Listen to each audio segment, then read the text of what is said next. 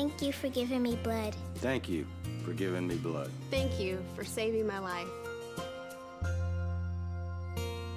Give blood to the Red Cross and change a life, starting with your own. I'm Sonya. I'm Ebong. And I'm Kate. And today we're dishing with you from Churchkey, located at 1337 14th Street, Northwest. And you should pull the door open. It's not a locked door. Just go ahead. Come on in. No key needed for Churchkey. No, it's a fantastic place. Definitely come by and try some of the beer. The 500 birch and beers. barley, 500 different types of beer How big these here. bottles are. And you know, you kind of might need a little bit of a, you know, alcohol relaxer to talk about the next thing that we're going to talk about, because it's not something you usually talk about at the dinner table unless you have had some wine. We're going to talk about relationships and sex. And we have the person in DC that can talk to us about relationships and sex, City Girl of City Girl Blog, here to tell us about her blog and her exciting sex life. People are reading this great blog. Why did you start a blog about relationships and sex? My friends have been telling me for years that I have the craziest guy stories, the wildest relationship and dating stories. My world is always small, no matter where in the world I am, and that I should start writing this down. And I was always the friend that they would ask relationship questions and sex and dating advice questions, so I started to incorporate advice pieces in addition to my story. So why can't we tell people who you are? I'm an attorney by trade, and unfortunately we live in a very conservative city, and being an attorney is a conservative profession, and I do believe there is a huge double standard as to how a dating and relationship blogger would be perceived. I can be an attorney, I can be a Carrie Bradshaw at night or anonymously, but to turn and say I'm a lawyer who likes sex or I'm a lawyer who has sex, I wouldn't be taken as seriously in my day job. Do you think that's because you're a woman? Definitely. Definitely because you're a woman. Do you think men can have blogs about sex and romping? I can't even say it. That's like It's so taboo. So you think that it would be a completely different standard if there was a man writing the same sort of stuff? I don't think it would be actively encouraged, but I think how it would be discouraged would be very different. I think it would be nudge, nudge, wink, wink. Maybe don't talk about that in the office. We shouldn't really, discuss this with women around. But as a female, I've done policy work, and I like to be associated with the issues and the causes that I care about. And to do that and have a relationship and sex blog, that's where I think the double standard comes in. And would you also agree that DC, also because we're in DC, so say you were, like you mentioned, Carrie Bradshaw, if you were in New York or if you were in LA, that would be maybe not as much of a stigma or a negative connotation? Definitely. I think DC, part of what makes it so wonderful is that it has northern charm and southern efficiency, but some of that charm and efficiency lends itself into a conservative nature. Well, you say we're conservative, yet I would argue that you teach a lot with this blog. I mean, it's things that people don't feel like they can talk about around the dinner table or with girlfriends that they're looking to find out about, they turn to you. Like, maybe certain toys they want to try, or even bath products they want to try out. My face is getting redder and redder as we're just talking about it. So your point is well taken. Exactly. You want someone to kind of teach you, how do I do that, or should I do that, or has anybody done that before, right?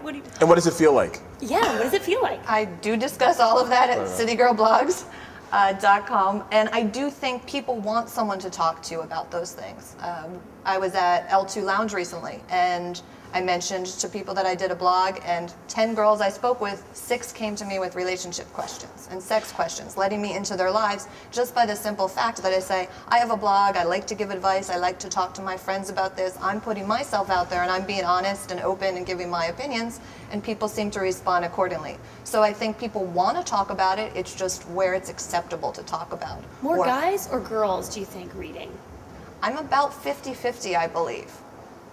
I think when it comes to the questions I'm getting, most of them are from women, but some people are doing email questions, and those are guys also. I could see that because, some guys have some, they want to know some things, and they want to know maybe either how to please a girl, what's going on, what's going wrong, even not only from a sexual nature, but just even part of a relationship nature. Right. One of my questions was about how to reconnect with a partner. They have a newborn, they barely have any time for themselves, and they want to know, how can we get the spice back in our marriage? And spice to the man is sex, spice to the woman is romance and intimacy. Yeah. So I wrote a post about how they can both get what they want in the tight time that they have to work with. And then on the other extreme scale, what kind of extreme questions do you get? What's the craziest question you've ever gotten? Wow. Can I ask that? I'm sure I can't believe I'm asking crazy. that. I'm like, yes. Married couples, closeness. I want the craziest thing you got.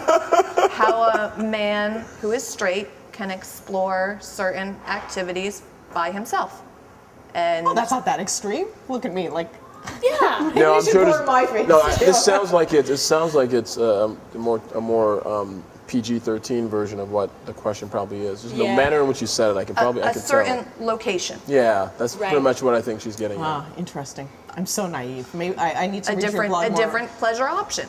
Excellent. Yes. It's And- interesting. Do you think it helps you to? I mean, I'm sure that as you're trying to constantly thinking of ways to tell people about new things, you're probably also thinking about new things that you might be interested in. So, do you find these things in DC, or do you have to go far to look for them?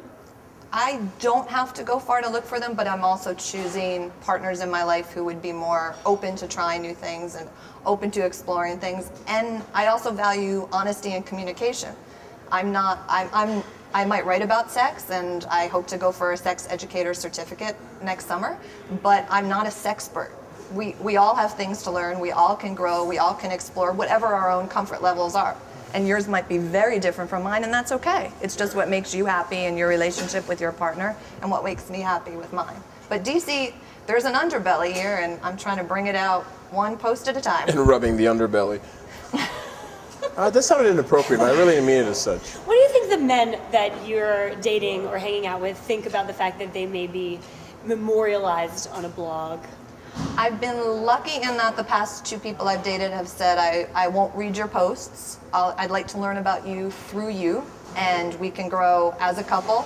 And Do you name them? Do you give them?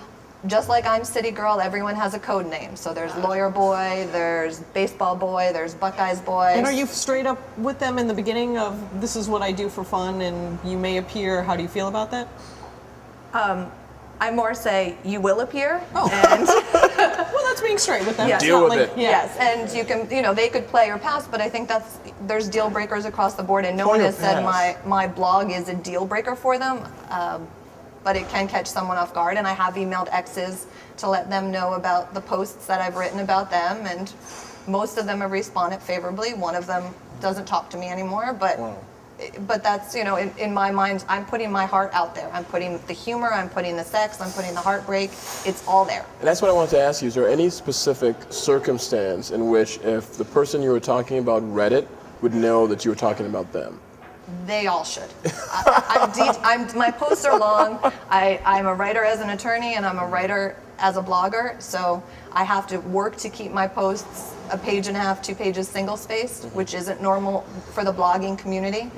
But everyone would know who I'm talking about if they were involved or if they're a friend of mine. Did your blog start off as being just like a private thing amongst you and your friends, or was it always meant for wider consumption? I never expected it to take off the way it did. It was simply word of mouth, and then all these wonderful things started following. An adult toy company contacted me to do product reviews. Lush in Georgetown gave me a box of romantic bath and body goodies. I'm going to be a guest blogger on another site. I'm teaching a sex education workshop for Dasha Lotus Blooms coming up. Wow. So I just did this for fun for my friends because I had some things to say. But definitely something that DC wants to know about. So if you think that DC is a conservative city, think again. And maybe you should read City Girl's blog and find out about all those burning questions that you've been wondering It shouldn't about. burn. It Burning, it shouldn't shouldn't burn. Yeah, I was gonna say. Burning is bad. And are you the only one that's been thinking this or feeling this? Check it out. And thanks for Check out with checking your doctor, too. us out on this episode of The District Dish.